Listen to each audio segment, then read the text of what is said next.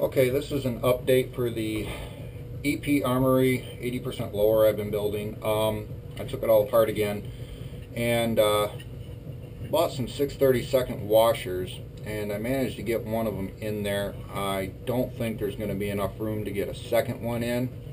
It took up some of the slop, but there still is some slop there, but I think we could live with that for now.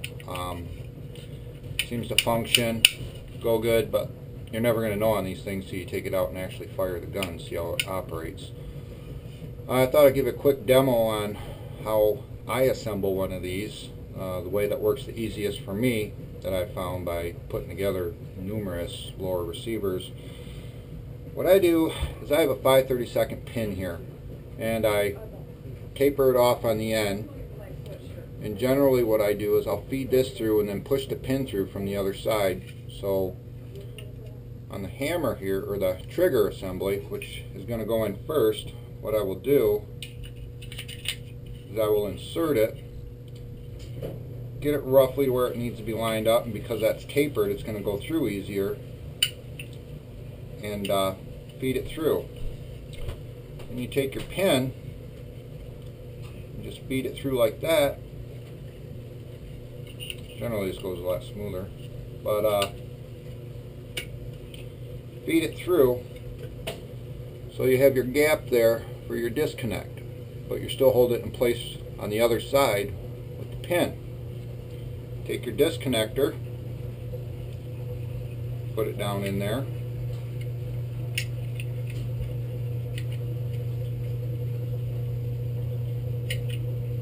wow, try that again. Oh, my pin came through, that's why.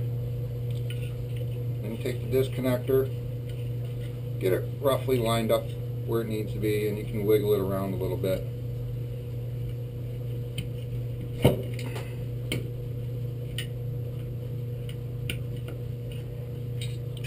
And just push it right through.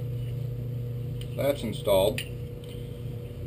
On the hammer, similar function. The hammer in place roughly where you want it. These are always kind of tricky to put in.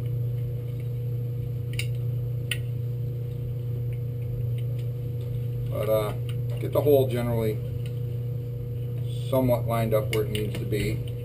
Feed this pin through. Stick it all the way through if you want. And take the hammer pin and then generally just push it all the way through. That part's done. Now with the hammer all the way back, for the safety,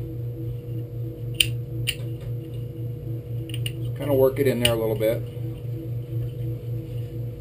and that's installed. I always leave it on safe when I'm doing this step so I don't accidentally fire the trigger off. Then for your safety detent, take the detent, put it in there like so.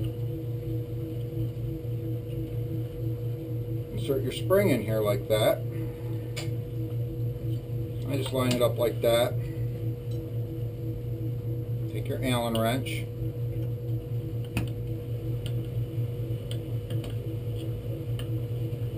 and you just tighten it down.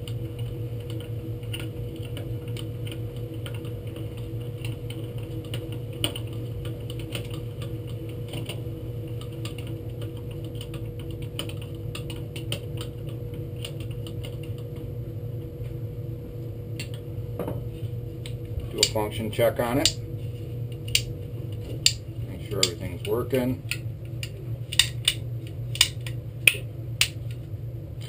Now generally for the magazine release you want to put that in before the bolt release. That's generally how I do it, but because I had to take this apart again and I was messing around with this trying to tighten this up by putting a washer in there, kind of doing this a little out of whack. Generally though, you just slide the bolt release in, insert the spring, take your release here, and I generally just get the thread started. That's all you got to do, just get the thread started. Take my finger from the opposite side, I depress it as far as I can, and then I just spin it. Generally how I do these is I do it to almost where the thread is flush with the outside of the button. I think that's about it. You can see there, it's nearly flush. So there's your magazine release. Plop in a magazine and it releases out. So as you can see, you can pretty much assemble a lower receiver in just a matter of minutes. I just got to put in the takedown pins, but that's not a big deal. Your buffer plate will hold this in. But that's all there really is to putting a lower receiver together. They're not difficult. There's nothing hard about them. I mean, it's actually one of the easiest guns you're ever going to find to work on. But I thought I'd give you a quick overview of the method I use. Like I said, I find that using a pin from the opposite side makes things a lot easier, because most of the time it'll push right out when the pin comes into the opposite hole. So I always use this when I'm assembling lower receivers, and it works pretty good for me. So that's about it. Like I said, I could probably get a little more of this out, but I don't want it to start binding up on me, so I'm pretty happy with it right there. We'll see how it works out for me. I mean, it seems to move freely. Just have to see how it works when they're actually firing the gun. So other than that, you know, there's still that lower pin issue. I'm not going to mess with that. I can't find any way around that really at the moment. I'm just going to have to live with it. I've seen other videos online where their receivers sit nice and flush back here, but mine's got a gap back here. I don't know why, and I have a feeling it's off of this rear takedown pin. Not a lot you could do about that, to be honest with you, without risking doing some serious damage to the receiver. So just gonna have to live with it for the moment. Hopefully they correct that in the future. It'd be nice if they did. I mean, all they seem to have to do is drop it down a little bit and help line things up. Other than that, everything seems to function and work good on it, just like it's supposed to, just like any other AR-15 lower receiver. So this will probably be the last video I do on this until weather breaks a little bit and I can take it out and do some live fire with it. But this is probably going to be it for this receiver for the moment. So I'll just tuck this away until spring, or it gets a little warmer outside because I don't shoot indoors. And I'll just post that video up after I get her all put together and firing.